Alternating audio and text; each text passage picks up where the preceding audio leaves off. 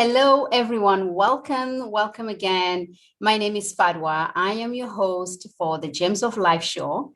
And you always join me every Friday, CKMS Radio 102.7, FM Radio Waterloo, as well as our YouTube channel, the Gems of Life show. Every week, we bring you amazing, inspirational guests. And today, I have an author who's also a podcast host and a speaker. Peter is on our show today, and I just want to take this honor to welcome you in our space, Peter. Peter, welcome to the Gems of Life show. Thank you very much, Fadhwa, and thank you for inviting me. It's a good opportunity. Yes, absolutely. I just enjoyed talking to you last time. I had the honor of being on your show, the Yakking show, which is amazing. I would love for you to actually talk to us about that, in this segment as well. But I'm just so happy that we're able to meet again. You come to my space now, and you're able to share your journey, your story with us, and your gems of life with us. So thank you. Sure.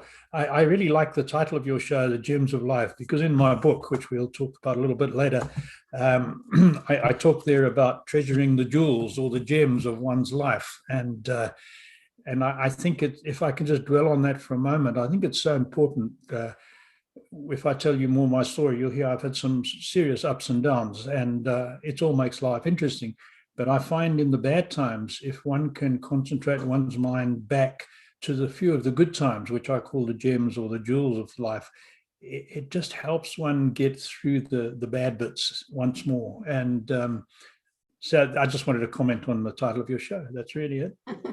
Well, thank you. Absolutely. And we all have that. We all have the gems of our lives, but we tend to forget them, or we tend to worry too much and concentrate and focus on what went wrong instead of looking at it from a perspective of opportunity to learn from our experiences and the events of our lives. Because whatever we went through, every event, every aspect of it, every person we met, every experience we experienced has brought us to where we are today. Like Absolutely. your journey and my journey, very different stories. But look, here we are, 2021 in Canada, and be able to talk about and share our stories. It's just phenomenal. It is indeed. It is. Absolutely. And I just add that one of my tagline under my signature on my emails and my sort of personal motto is, it's not what happens to you in life, it's what you do about it that counts. And I really believe that. And I think from reading your website and hearing a bit about you that you think the same.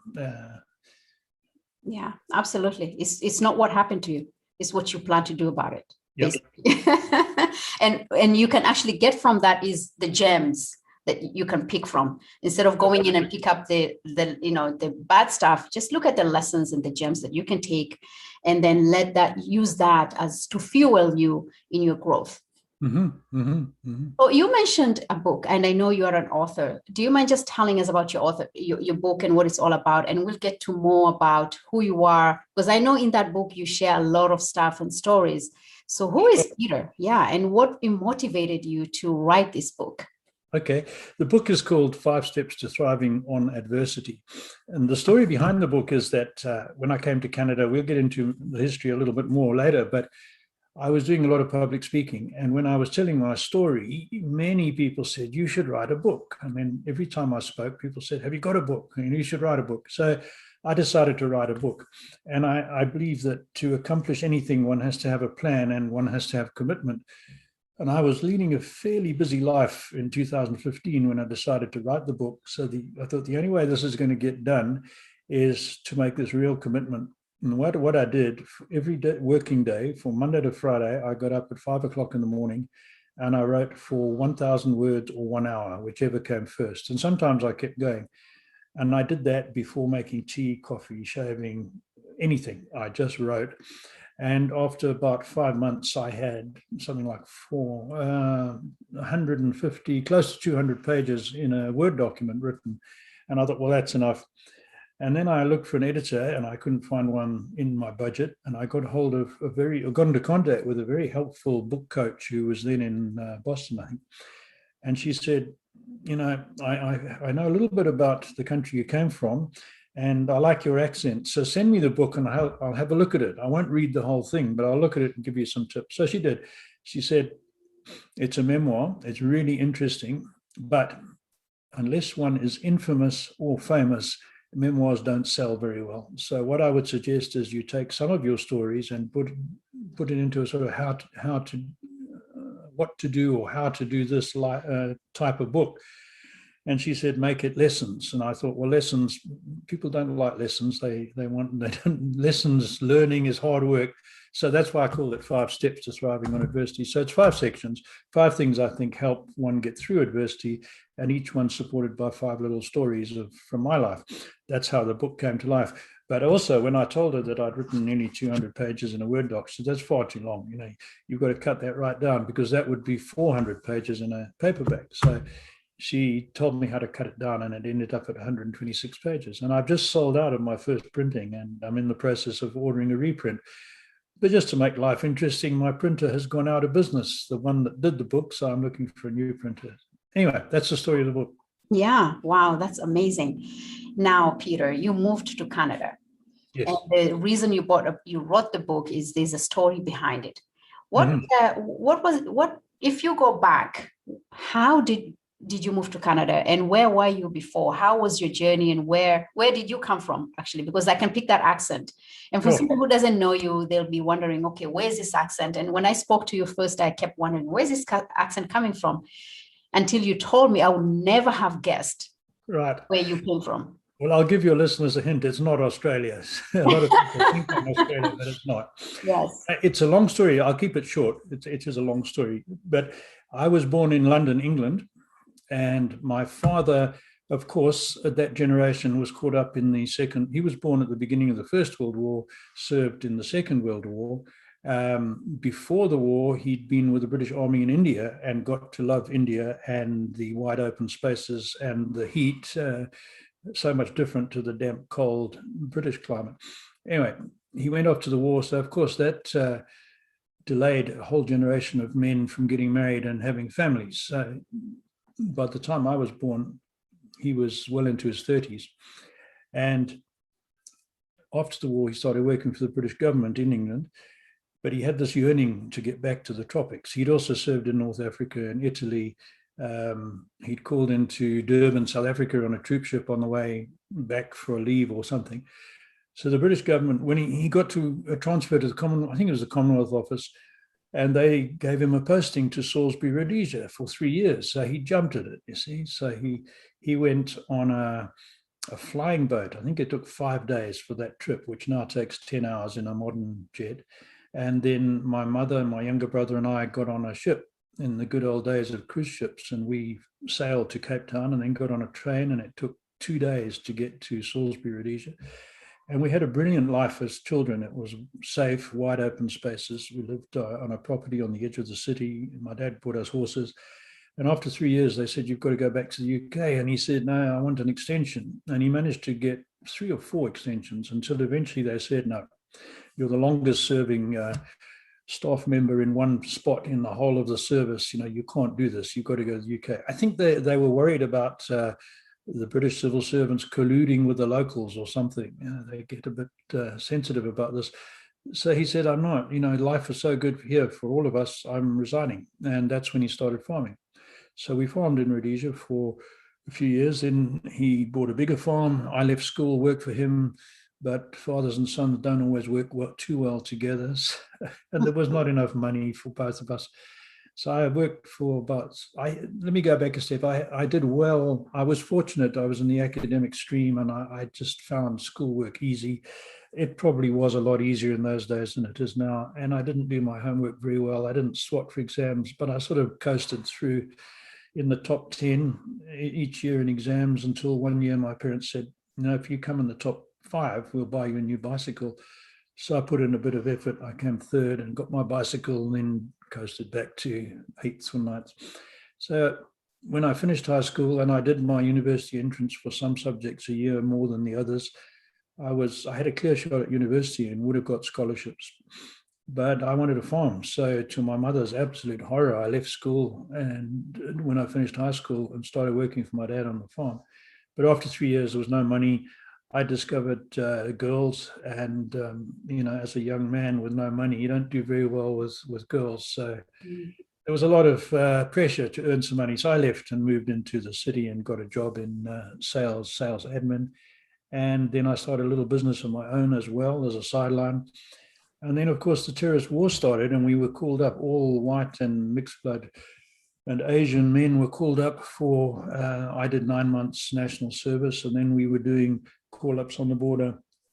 Started 1 or 2 a year, and eventually, after 10 years, I was spending more time in the army than I was at home.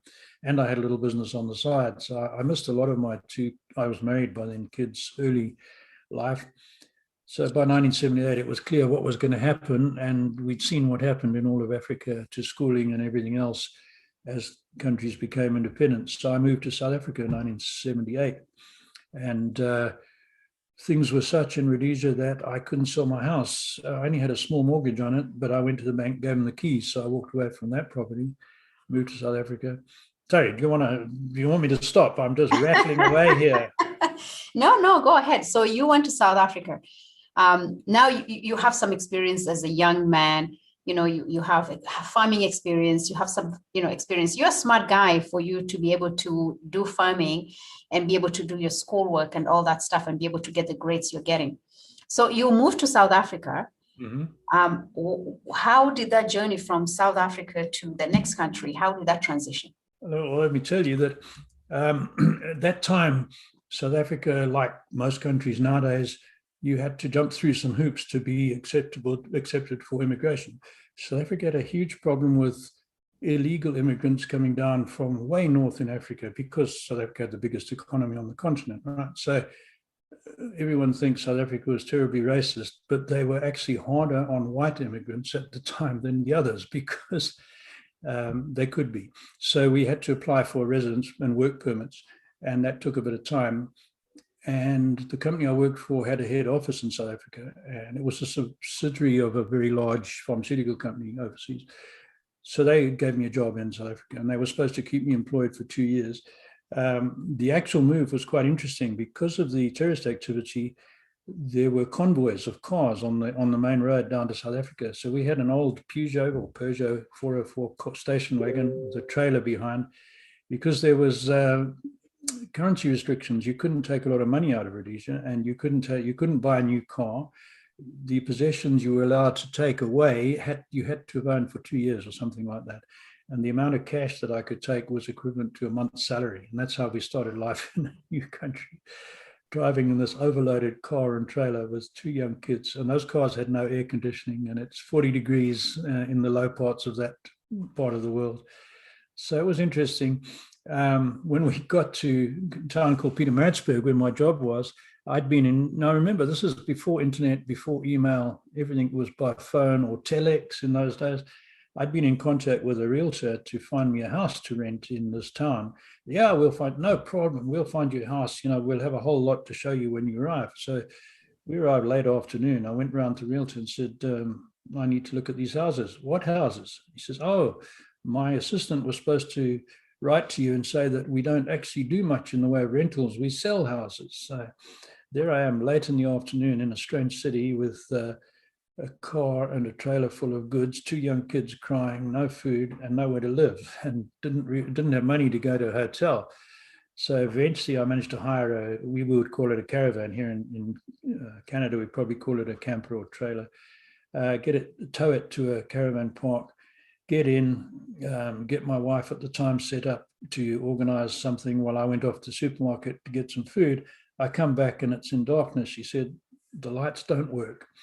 That was our first night in the new country. It got better after that. Yeah. Wow. I can't imagine. Imagine just moving from your country, from a country that you invested your time and energy and gave it all you could, and then only allowed to leave with just a certain number of items. That must have been tough. Yeah. Yeah, it wasn't easy, but lots of other people were in the same boat, and I was lucky that I could leave. If I look at the huge number of Black people who also wanted to leave but had no money, no contacts, nowhere to go, they were stuck there. I had options, as did anyone with money, but the average poor person in the country, they were stuck. They had no option. So that was sad. Yeah, it is. And I know what that feels like, because I know where, I know where you have to leave the country because you have no option for safety, for security, because there's war, and you have to leave. Forget about what you've invested. Everything that you've known, you leave. You just walk out with what you're wearing. Yeah, we were slightly better than that the first time around. So then I was working for this company, and it wasn't what it was made out to be. The job just was not good. And there was a lot of jealousy.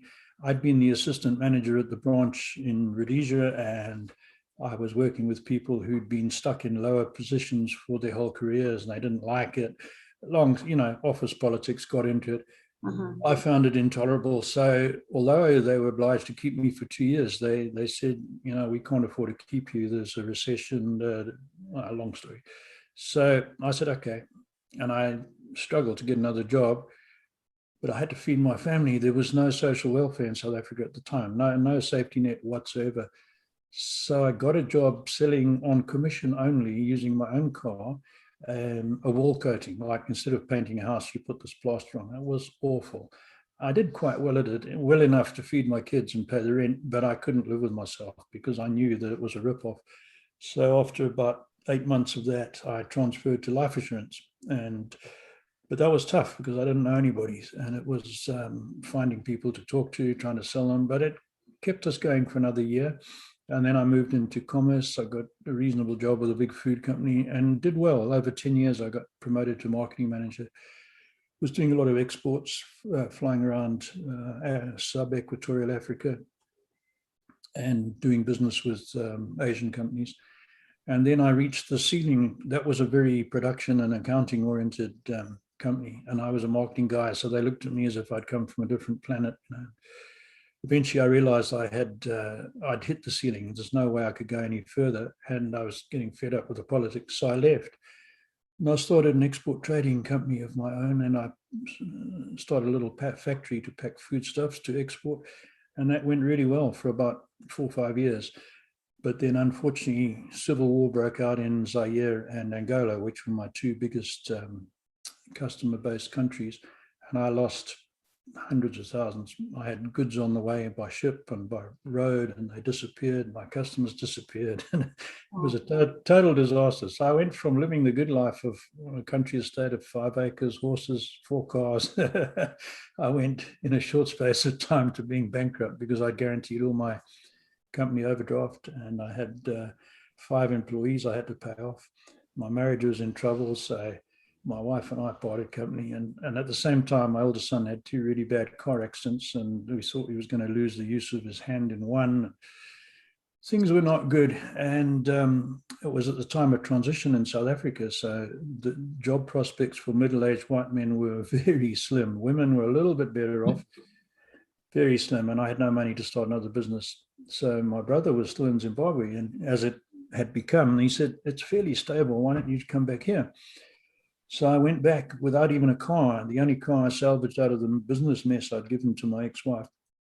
I went back literally with some clothes in a suitcase on a bus, and he lent me a car to get started, and I got a contract to liquidate a milk processing plant that had gone bust from the liquidators. Helped him with his 2-way radio and transport business, started another business, managed to get some machinery, and that did quite well. And then I met my current partner, and we took over her family farm. Her mum was dead, her dad was in a bad way, physically, mentally, health-wise. So we took that over, sold my business, put all the money into that, and we had 10 good years, and then the wheels fell off again. Yeah, what I forgot to tell you, when I went bankrupt in South Africa, I couldn't, because of the changes, squatters were coming into our area, I couldn't sell my property, so I took the keys back to the bank. So it was the second time in my life that I lost the property due to politics. And then in Zimbabwe, we started farming. Our farm didn't have a lot of water, so we used trickle irrigation to conserve water, and we grew high-value horticultural products to export to Europe. You would know granadillas or passion fruit, I'm sure, mange two peas, baby corn. We employed 180 people at peak season, and we supported about 320 on our farm. We built houses for practically all those people. And life was going well.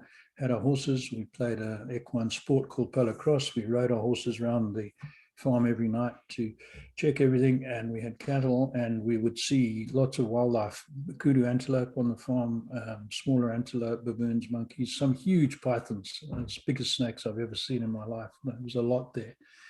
And so that was our life for quite a while. And then, of course, things don't last. So then our President Mugabe decided he was in danger politically for the first time since independence in 1980. The rising opposition had a huge following, and people were hungry. The economy was a disaster. Corruption was bad. And he called a referendum to try and stay president for life because he had too many skeletons in his closet to risk losing power. And the opposition mounted a huge campaign to deny him the yes vote at that referendum, so he couldn't change the constitution. So what he did immediately after, he blamed the white farmers, and not only white, commercial farmers, there were some black commercial farmers. He said that about 5,500 of us had influenced 500,000 farm workers to vote against him, which was pure nonsense. So the campaign of taking all the farms away by trucking peasants from the tribal areas who had no means of survival out of their environment onto farms. So the only way they could survive was stealing, and can't blame them. You've got to live and you've got to feed your kids. So the disaster started in one end of the country and it spread. We held out for 2 years. And then our workers most of them were really good. They didn't want to leave. They didn't want to lose their houses and their jobs, but the political people were intimidating them very badly. Some of my workers got badly beaten up by the political characters, and the police tried to arrest me twice. We were the second last farm still operating in a district that had 43 farms, and we just refused to give up. So eventually the police came and got me and put me in jail for 3 days and 3 nights and said, we'll let you out if you promise not to go back to your farm. So that was the last time I'd ever seen my home. So, Wow. And so that was, so I was let out, and then we'd helped many of our neighbors move their personal stuff off the farm. So I'd managed to move a bit of equipment off. And my partner Sue had 3 days to move, or 2 days to move all our personal stuff, our cattle, our horses, and what was left, which he did. And we moved into a little cottage on my brother's place where my mother had lived before. So we had the contents of a huge farmhouse, shared storage rooms spread across the lawn of this little 2-bedroom cottage, And so that was the third property we lost. And that's a rare distinction, to lose 3 properties in a lifetime from politics. Absolutely. Yeah. So you asked me how I got to Canada. So there were possibilities of other countries in Africa, but we were both 54 years old. We said, if we're out of here, can we take a chance? As you know yourself, Africa's unstable. At our age, do we want to take another chance in Africa? We said, no. We had British passports from birth, but we didn't really want to go there. And we had no real contacts there except my mother, who was getting old. She'd gone back there in 2000. So my eldest son, when I left South Africa, he'd gone to see the world, and he got as far as England and met a girl. And as so often happens, that was the end of his seeing the world. And they got married, had a child, and her father, she'd been brought up in Canada, and her father was still here in Brantford. So the two of them came to visit, I think before the child was born or just after, came to visit her father, and they liked what they saw. They decided to move back. She was still a resident. So they moved to Canada in 98. So when we got all the trouble, he said, come and look at Canada. And my first reaction was one of horror. I said, but Canada's just ice and polar bears, How can I go from the tropics? Yes.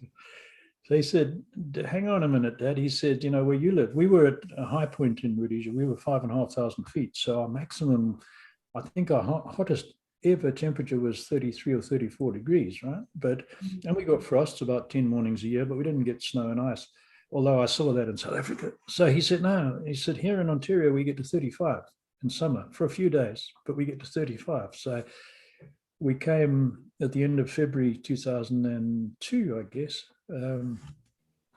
wrong, 2003. And it was bitterly cold. My son picked us up at Pearson. We had totally inadequate clothing. Our warmest coats from Africa were, what you'd not even wear in fall here. There was ice everywhere. Mm-hmm. We hit a traffic jam on the 403, and then we see one car skid off the road. A bit further on, we see another car skid into the car in front. Oh, what do we come to? Oh. But anyway, we survived.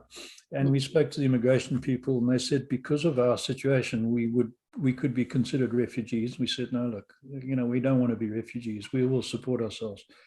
So they said, okay, you can live here, we can live here on humanitarian and compassionate grounds while you wait for your application to immigrate to be approved, but you won't get OHIP and you can't work. That was tricky. So Sue was fairly safe. So anyway, we went back to think about it. And the police decided they wanted to have another go at me because I couldn't keep my mouth shut. So I came back. Sue stayed on my brother's place. She was fairly safe. And we still had some stuff to sell, which she took care of. I came back, lived with my son, and then eventually we got our papers, landed immigrant status. So Sue came over in 2004. And then I started working for a farm doing jobs that I used to employ people to do, which is a little bit hard on the old pride thing. But anyway, you've got to do it. You've got to do it. So that was getting better. We had a good life. And in 2010, I had a heart attack. So the doctor said, that's it, no more farming. And then I started working on the internet and writing and selling stuff on the internet. I did odd jobs on farms, and I've helped people build websites, and we've survived. That's a big thing. So there's a lot more to the story, but that's the basis of it. Yeah. Yes, absolutely. That's beautiful. Thank you for sharing. It is not easy moving from one country to another. You settle in, you build yourself, only to know that you moved out again and leaving everything behind. Yeah. And yeah. You had a second chance in life. You had a second chance in life to move to Canada. You made the right decision not to go to England because, hey, we have a beautiful country here. Even though I lived in England, I have family there. Yeah. Okay. Yeah, I lived, we migrated to Manchester in 1996. Okay. Yes. 93. Mm-hmm. And I lived in Manchester, and then I went to school there, went to college there. I did journalism, broadcasting there, and then moved to London. Right. And, and then just I had to move to Canada. I got married, and I left my parents there. Yeah, my parents, all my siblings, they're all there. I go there every other year to visit them. Yeah. Well, my brothers and his family are not too far south. They're in a place called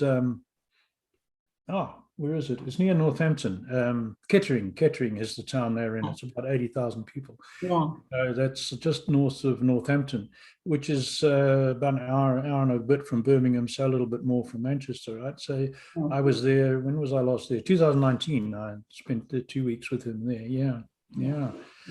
So the only one thing I miss in this part of Canada is the open spaces.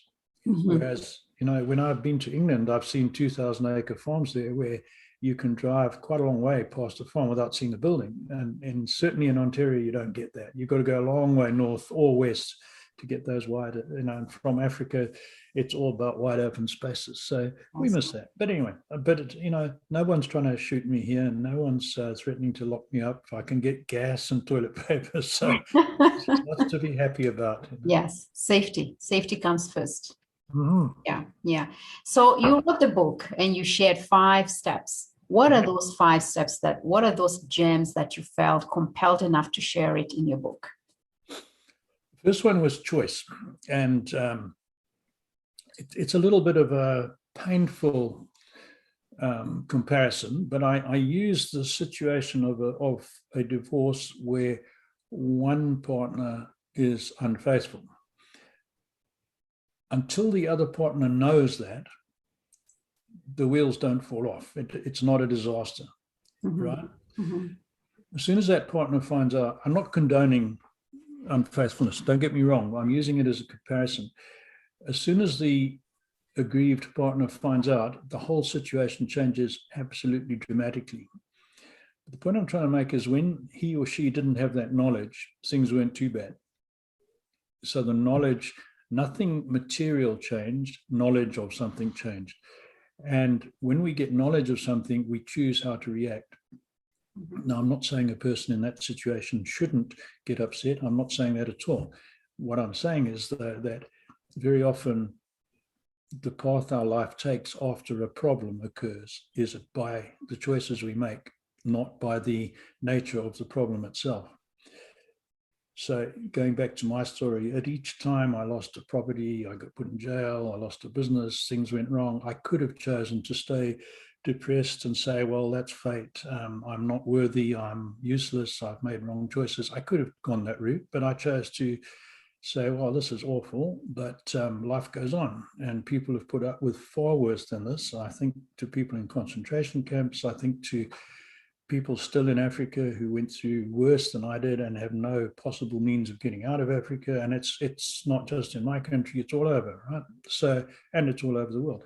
So I'm still very fortunate compared to millions of people in this world, perhaps even billions. So it's my choice to get on. So I think choice is very, very important. The choice of how we react to bad things and probably good things too. So that's number one.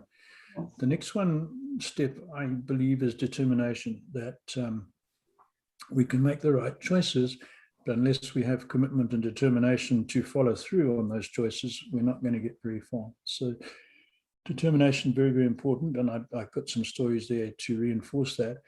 And then it was, the big one for me is gratitude and acceptance. And I sort of touched on that with what I said a minute ago, that we always, no matter how bad our situation is, we have stuff to be grateful for, because we are more fortunate than so many other people who, from disease, persecution, abuse, whatever, are in worse situations than ourselves. So gratitude is huge. And I threw acceptance in there. Just accept what is, that's life. And, you know, if we don't like it, do something about it, but don't complain about it. It's life, and accept. And then I think it's very important to think and not panic when things go wrong. And I use an example in a book where I nearly shot a guy when I was living near Johannesburg, which at the time was the car hijacking capital of the world. And people were being murdered for their cars every day and shot and pulled out at traffic lights. And I had, on the way to my office that morning, I'd heard the case of a guy just in the next suburb in a BMW being stopped at a stop street, shot, his car stolen. He wasn't killed, but he was badly injured. And driving home that night, there was a group of people on the side of the road that shouldn't have been there. And I parked my car, and then I heard footsteps racing across my driveway towards me. So my immediate reaction, we carried guns all the time there, was to pull a gun out. And I had to think my finger on the trigger, and I was about to shoot, and I realized there was something wrong. There was a little kid in the picture, and they weren't trying to get me or my car at all. It was a maid from up the road who recognized my car, and she was being beaten up by her boyfriend, husband, or whatever, because it was payday. He was trying to take her money. So she'd run after me for protection. But when I heard people running, all I could think of was someone's going to attack me for my car. But I thought, and I didn't pull the trigger, and that saved that guy's life and saved me having, that on my conscience. So the point I'm trying to make is, no matter how bad the situation, think before panicking. I think it's so important. And then perseverance is the last one. And on perseverance, I use the example of my mother. I didn't tell you this earlier, but in 1979, my parents had retired from farming, and my dad had got a job. It was called a water bailiff. It was a lovely job. He was 65. He was based at a lake called Lake Alexandra in the eastern districts of Rhodesia, which was the main water supply for the city of Umtali. And it was a lovely job. He only worked about 3 hours a day, driving around, checking the water flows coming in with little meters and checking the water going out. And the rest of the day spent in his little boat fishing for bass on the lake. So it was nice for a retired guy. And they had some steady money coming in from a wage, unlike farming. My mother was enjoying life. She got involved in the community, and she was a great churchgoer. But the tourist war was still on, and that was a point where the tourists from Mozambique were crossing into the country. And on their way back from a trip to Umtali for shopping, about 3 p.m, they were ambushed. And my dad's back was a bit bad. He had a sort of semi-mine protected Land Rover for his job, but it was hard to drive in traffic, so they'd taken their little Renault car. You would know Renault is a Renault 4, a little, tiny little car. Yes. You used to have the gear shift coming out of the dashboard. Anyway, you remember those from the Yes, UK? I remember those. Yeah, and Africa. So anyway, they got ambushed by 9 terrorists with AK-47s, and my mother was shot through the right hip, and the right front tire was shot out. I remember we drove like England on the other side of the road. So the car veered under an overhang, which protected them from the fire. So my dad got out he had an Uzi 9mm. He ran up the road and fired back, and the terrorists pushed off. And even with his back, he managed to lift my mum over into the passenger seat, and he drove with a flat tire. And God was looking after them, because afterwards they found there was a bullet through the ignition coil of that engine. So that car should never have started, but it did. Wow. So, yeah, I mean, unbelievable. All the windows were shot out. The bullet that went through my mum came out her other leg and lodged in the seat behind my dad, an inch from his kidney. So they were lucky. Anyway, she was casevaced out. The military came, they heard the gunshots, they came to rescue. And that was in August, and she spent the rest of the year in hospital. She was told she'd never walk again. There was too much bone gone from her hip to replace her hip. And the nerve was shattered, so that leg had no feeling at all. And she lay there, and my dad was worried, so he was making plans to move back to England with her. And then on the 30th of December of that year, he was going down to visit her, and he was ambushed again, and this time he couldn't get out of it. He was killed. So I flew up I was in South Africa, my wife and kids and I flew up for the funeral. And that was the first time my mother got out of hospital in a wheelchair. And after that, we moved her to a rehabilitation center. Because of the war, Rhodesia at the time was sort of world leader in the treatment of gunshot wounds and landmine injuries. So we moved to a rehabilitation center. And having been told she'd never walk again, and having almost died from an embolism where a bit of bone went through her blood system to her heart, she started walking in a swimming pool with a crane. They lift you in with a crane, right? You probably know about all this. Started walking, and then she was walking on 2 crutches with a little plastic caliper to keep her foot up, and then 2 canes, and then 1 cane, and then no canes. And she was, what was she then? She was 55, and she was 56, 9 years younger than my dad. And then a charity called Friends of Rhodesia in South Africa we didn't have many automatic vehicles. Like England, most cars were manual transmission. So this charity looked for people who'd lost the use of one or both legs from injuries in the war for whatever reason, and would find automatic cars and send them up. They sent her it was called a Datsun, but it's a Nissan nowadays, a 160Y Datsun. And they had it converted so she could use all the pedals with her left foot, well, the brake and gas. And she was a bit dangerous at first because she'd never driven an automatic before. So she tended to step on the gas with her left foot before she checked what gear it was in. And she actually reversed into a police car at a roadblock, which wasn't the most sensible thing to do.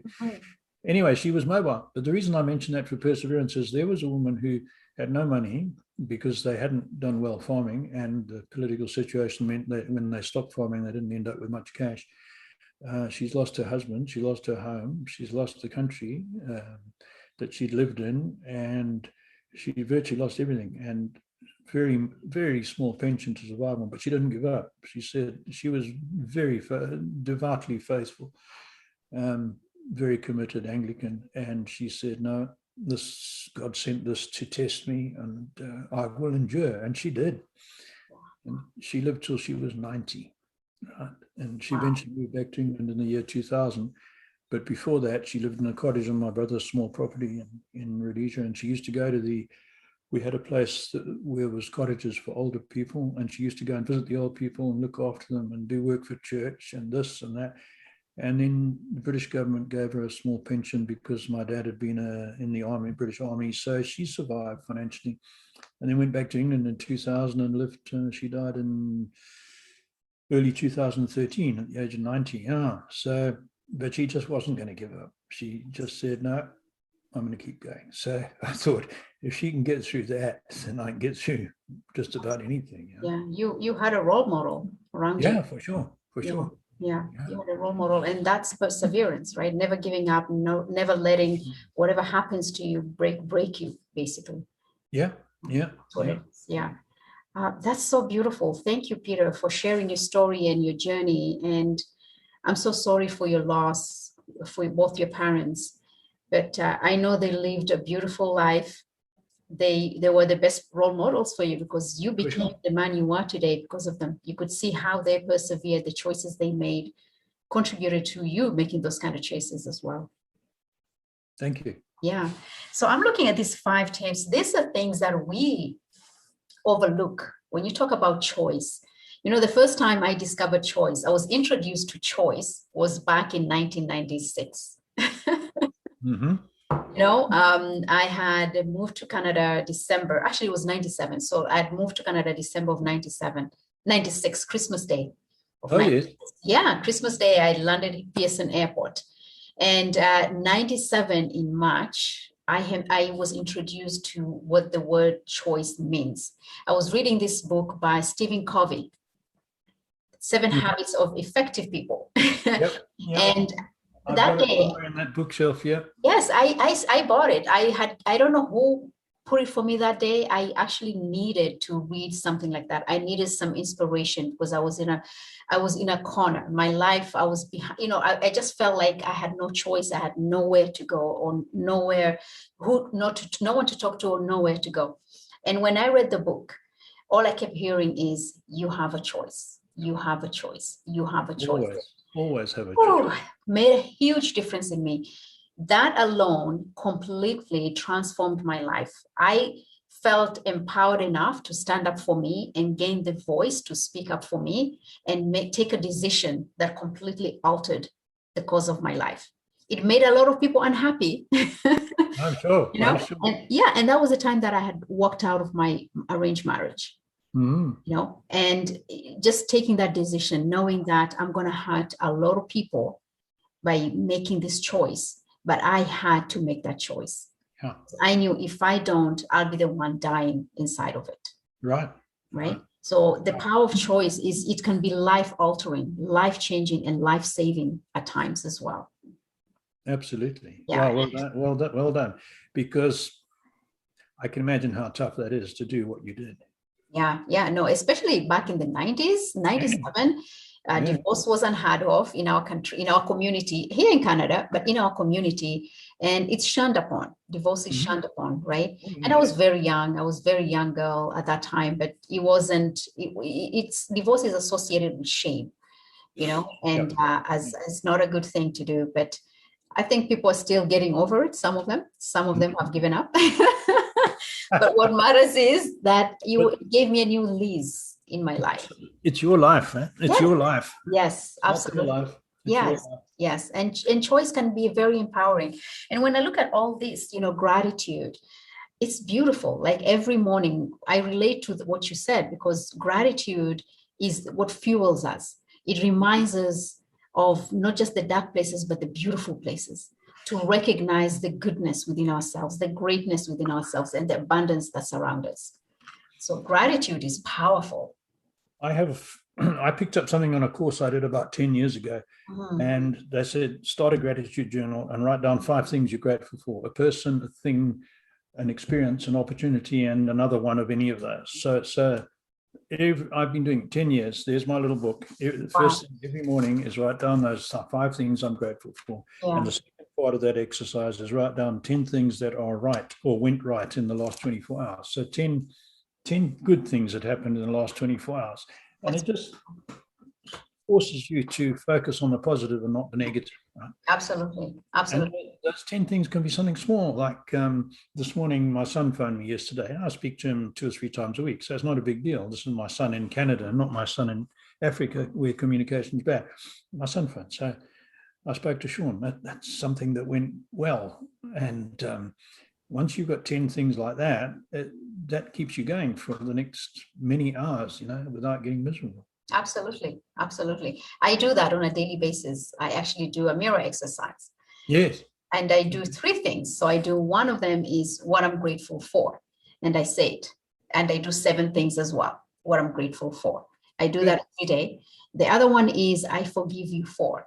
And I do that in the mirror as well. I forgive you for, because there's a lot of stuff that we've taken burden off, and we want to be able to release those, right? Yep. And you'll be surprised every day. Sometimes there's maybe 2 things come up. Sometimes there's 5, sometimes 7, so each day is different. And I do that because I'm letting go of stuff that I don't need to keep within myself. And then the other one is I commit to. I commit to. And that is one of my weaknesses. I realized I've not been committed to my growth, my success, my self-development. I'm just working on it right now. So every day I do 7 commitments that I commit myself to. Yeah. It helps. It makes a huge difference. And I actually have my phone, so I'm not just standing there saying it. I record it and then I write it down. Well done. Right? Yeah, so I record it because you just let the emotions. You just want to look at yourself in the mirror and just speak from the heart. And you don't know. You're not practicing, so you don't know what's going to come out. So I want to capture that moment where I'm able to capture every emotion and what I'm saying, and then be able to write it down. It's beautiful. Very good. Very good. I find, if I can jump in quickly, I find with commitment, I've always found it's easier to be committed to and achieve physical goals, like that picture behind me. There is, I'm running an 85-kilometer marathon in South Africa, and I did 4 of those and many other 50s and lots of standard marathons. And it's not easy, and it takes commitment, and it's one step in front of the other for 40,000 steps or 85, whatever. But I find achieving that and the commitment to train every day, right, you get the spin-off in the rest of your life.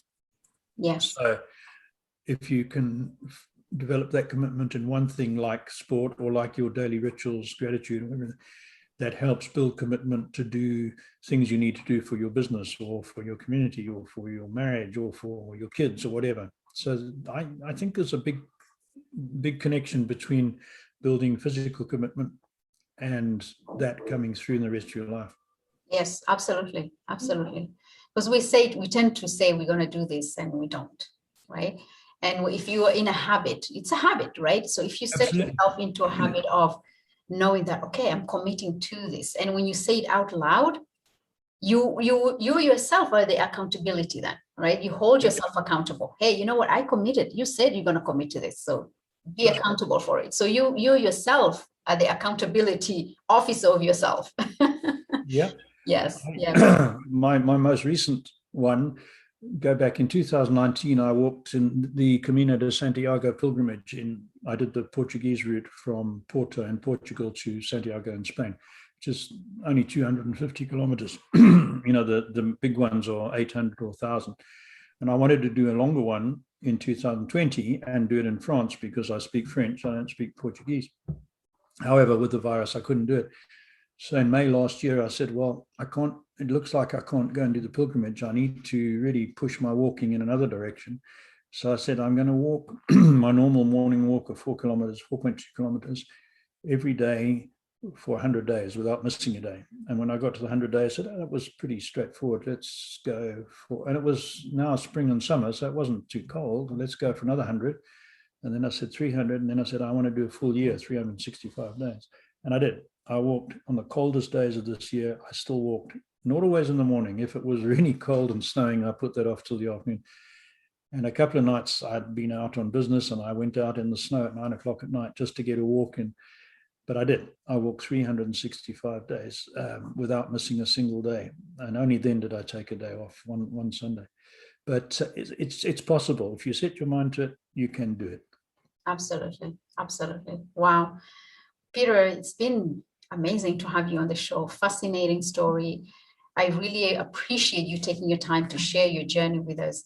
What would be some of the lessons that maybe you have not shared in your book that you would like for somebody who is new to the country or somebody who has struggled and trying to play catch up in their life or trying to rebuild themselves? What would be the 1 or 2 things you can share with them? Okay, the big one about moving to a new country, and English was my home language, and I still struggled because Canadian English is, as you know, from being in England, and British English is different to what you might have learned at school, and Canadian English is certainly different again. I had some embarrassing moments about asking for toilets instead of bathrooms, but never mind. And I was an English yeah. speaker. Or vacuum or Hoover. Would you like a vacuum Tire. Hoover? Yes. Oh, Canadian Tire. I'm saying to the young lady at the courtesy desk, can I borrow your toilet? She said, what for? And my son's saying, this was when I was here the first time on holiday. He said, Dad, it's a bathroom. Anyway, some other hilarious ones about car trunks and boots and whatever. Yes, I still do that. I still say that, actually. So do I. Yeah. And I still say windscreen instead of windshield. Yes. And learning to drive on the wrong side of the road is interesting too. That didn't take too long. The biggest, that's all, I'm being frivolous, but the biggest thing to me, and I was really guilty of this myself, is holding on to what we lost. So I found it really hard to do laboring jobs on the farm that I used to pay people to do on my own farm. And I'm not saying it was beneath me. It was because it was a very clear indication of what I'd lost. Yeah. So that took me a long time to get over it. And then whether, lots of things were irritating me at first. And one day my son said to me, after I wrote the book, I was moaning a bit one day about something. He said, Dad, why don't you read your own damn book? And I thought, oh, that's hard, but it was so accurate. Yeah. But the point I'm trying to make is when you go to a new country, you have to leave everything behind. Yes, sure, you can treasure the good memories. You've got to stop comparing because all you do is make yourself miserable. Absolutely. You've moved, you've just got to you might not like it, but you've got to get on with it. There's lots of stuff I don't like about Canada, but that's the way it is. And I can try and change some of it by voting. I can make myself heard by other things. But at the end of the day, if I dislike it enough, then I must move. I must change. I can't expect Canada to change. And I think that applies wherever one goes. Yeah. So I think that's the biggest trap that it's so easy to fall into. And part of that is I've avoided there's not many ex-Zimbabweans here at all. There's quite a few ex-South Africans. I avoid the ex-South Africa associations. They're good people. I feel really homesick when I hear the accents, and I'm in touch with a couple as friends, but I keep away from the large gatherings because they develop into pity parties, especially when people have a few drinks. And all that's doing is reminding you of what you've lost. And I don't think it's helpful. So unity is really good for support, yes, but I think you have to be careful you don't get sucked into that woe is me because I've lost my home country type thinking. Mm-hmm. And as far as anything else bad in life, you've just got to, that's life. You just got to accept it's not just you that has to put up with it. Just pick it up and move on. Mm-hmm. Absolutely. Absolutely. And Canada was built by immigrants, right? Absolutely. So everyone had to adapt. And take the good that you brought with you. Use mm-hmm. that, right? And you can still create beautiful memories wherever you are. It doesn't matter where you go. It's all mindset. Absolutely. All the mindset. All mindset. And you can create beautiful memories wherever you are. Take the lessons and the gems that you've picked from, that you brought along with you, and then, create new experiences and bring new gems into those new experiences. Absolutely. Yeah. Can I share one gem with you of my collection of gems? One of the gems that's so clear in my mind is my first wife's parents had a boat on Lake Kariba, which used to be the largest man-made lake in the world. Right? It's 400 kilometers long and 60 wide. So it's a big lake, and it's surrounded by wildlife reserves. And they had this big launch, 40 foot or something. And it had a little deck, a platform at the back with a shower. So you could stand at the back of the boat and shower. And the women went first and then the men went, because you're wide open to nature. And I can remember having my shower one evening, the sun setting, and silhouetted by the setting sun about not even 200 yards away from me is a bull elephant. Wow. And just standing there watching me and I'm watching him. And I was thinking, how many people ever get this experience of standing, having a shower in this huge lake, watching and being watched by a bull elephant? So that's something that was 50 years ago, 55 years ago, something that I've never forgotten. So that's beautiful. Being present, being present. yeah. That's just being present. And that's another tip, right? Another gem, just being present with where you are and that's the only time you'll be able to see the abundance around you. Absolutely. Well, Peter, thank you for coming to our show and being in our space and sharing your gems of life. Greatly appreciate. As we're wrapping up, I will just acknowledge that you as a speaker, you are an author, and you also have a podcast called The Yakking Show. Absolutely. I'll be putting the information as well. Unfortunately, we didn't even get a chance to speak about that. We're just running out of time.